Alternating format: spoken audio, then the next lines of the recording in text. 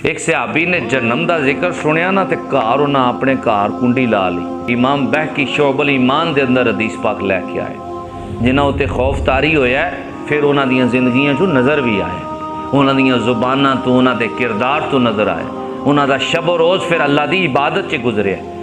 उस सहाबी घर में उन्हें कुंडी ला ली, दरवाज़ा बंद कर लिया तो अंदर रोई जान। ये मामला हुजूर तक पहुँच गया। किसी ने जाके दसिया, या रसूल अल्लाह तुहाडा फना गुलाम जिहड़ा है उन्हें तो घर कुंडी ला ली, वो तो निकलते ही नहीं पे, वो तो रोंदे पे ने।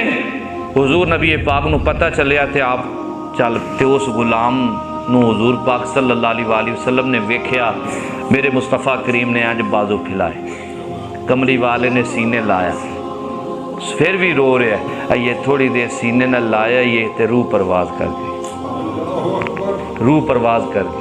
मेरे मुस्तफ़ा करीम के लब्बां चों जुमला की निकलिया, फरमाया मेरे गुलामों कफन दफन का बंदोबस्त करो, इसकी रूह निकल गई है। मैं अल्लाह का महबूब कहना वा कि खौफे खुदा ने ये जिगर के टुकड़े टुकड़े कर दिते।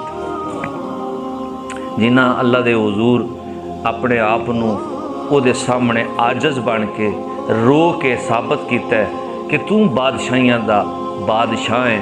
सोने रब्बा साढ़े ते मेहरबानी, अल्लाह ने फिर मेहरबानी की, अल्लाह ने उन्होंने करम नवाजियाँ कीतियां।